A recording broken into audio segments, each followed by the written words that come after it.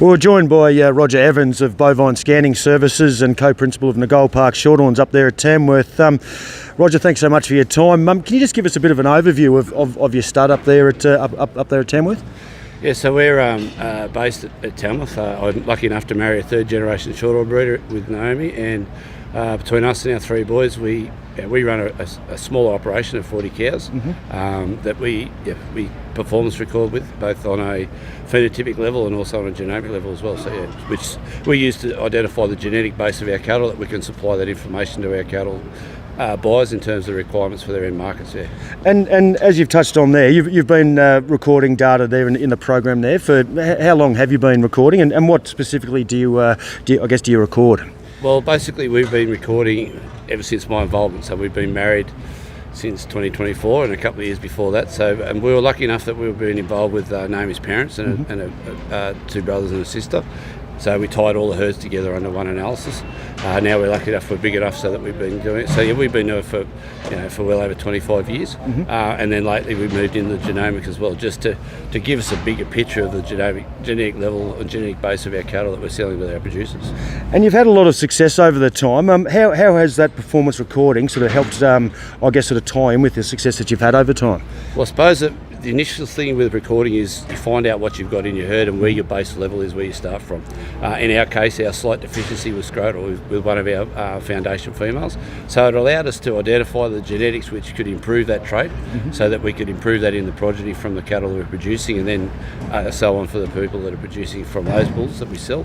But also helps us to identify, what we need to do and in what animals we can find that will actually improve our seed stock that we can then breed from. And that's becoming more and more relevant. I mean, more and more buyers are very conscious of figures and using that as a selection tool, aren't they? Yeah, well, it's a bit like buying a car. Like when you go and buy a car, you work out whether you want a four-wheel drive or a two-wheel drive or a hatchback or a family wagon. The same thing, like once you find that, so whether you want it, say if it's a dual cab ute, then how big a motor do you want? Whether you want to tow, whether you want to bash around the sticks or whatever. So it's about identifying the genetic along with the phenotypic characteristics of your animals in relation to your environment and the production system you're trying to produce for. Absolutely. And with your business Bovine Scanning Service, I mean, you scan thousands of bulls all over the country each year. What's the conversations like with your clients and around? I mean, I guess that's sort of scanning for raw data, but around their figures and their sort of compilations of genetic information. Yeah. So how it's gone is that we've involved with the collection of raw phenotypic scan data, so P8, 12/13th rib fat, eye muscle area and intramuscular fat, and from that the producers, if they do a whole group of bulls and a whole group of heifers for that year, they can get an indication of what sire lines are either producing more EMA, more IMF for the same carcass weight. So if they've got a producer that's coming to buy cattle, say for the long fed, high marbling markets, then they can identify what bulls are most suited for those producers in terms of what are going to best suit their production system. Absolutely. I mean, a lot of people use figures and phenotype in their selection process. Just give us an insight into your selection process when you're out there looking for your next sire. Okay, so we use basically three levels of information. So we use the phenotype, so we like to see the confirmation. Does that animal fit what we aesthetically like to see in our cattle? Then we look at pedigree, so we can see in terms of what's back in generations previous in that animal to make sure there's nothing that sort of glares up or that we don't start getting too tight with our breeding in terms of inbreeding or line breeding. Then we also look at the genomic data or genetic data, which is a compilation of stuff from now in our cattle. It used to be breed plan, but it's now with IGS with EPDs, which is a compilation of the phenotypic data. So phenotypic data and also genomic data. Yeah, wow, and likewise, and that's, I guess, sort of the same theory across all breeders, isn't it? Yeah.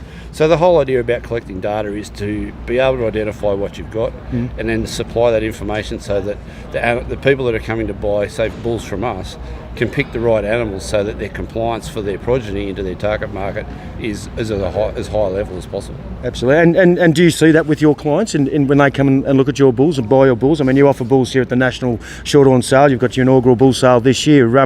You obviously offer that information. Are your clients utilising that information that you provide them? Most definitely. And it's, different people have different weightings on how much emphasis they put on phenotype and pedigree and genetic information.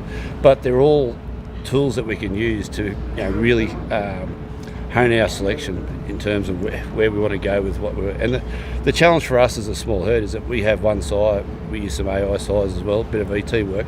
But we're probably not lucky that we sort of don't have that luxury of having 200-300 cows where we can. It's a bit easy to put different bulls into the program to supply cattle for the different markets who we have here in Australia. Absolutely. We, as we just touched on there, we've just concluded the sale here at Dubbo. We had a wonderful spread of commercial and stud buyers from all across the country.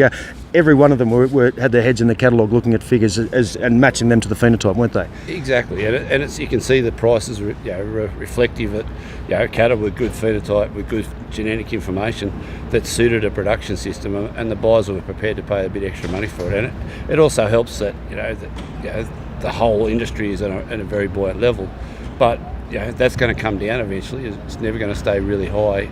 It's cyclical. So if we at this time can go forward and increase our selection pressure on where we need to go, we're going to be in better stead when the things turn a little bit tougher. So we actually make sure we're making the most of what we're producing. Absolutely, yeah. Rog, in closing, any advice for breeders out there that are thinking about going down this track or and utilising information and data, EBVs, etc.? I think it's a very important.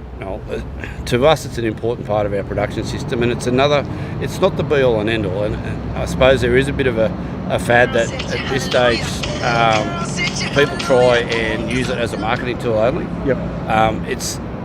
That's one component of it, but it's about identifying the genetics that are best suited for your production system under the environment you're doing. So, I think it's a very important part of the system, and the challenge is to work out how much emphasis you put on it. As I said, we like to see what's it wake up and really like what we see in the paddock, and then we work through with the pedigree and the genetic information to match that as well. So hopefully that we can get as much, by fine tuning it, then we can put as high quality product out in the marketplace as we can. Yeah, which you always do. Thanks so much, Rog, for your time. Appreciate that, and all the best with your upcoming sale. And thanks so much for your time. I appreciate it. Thanks very much. Thanks, Rog.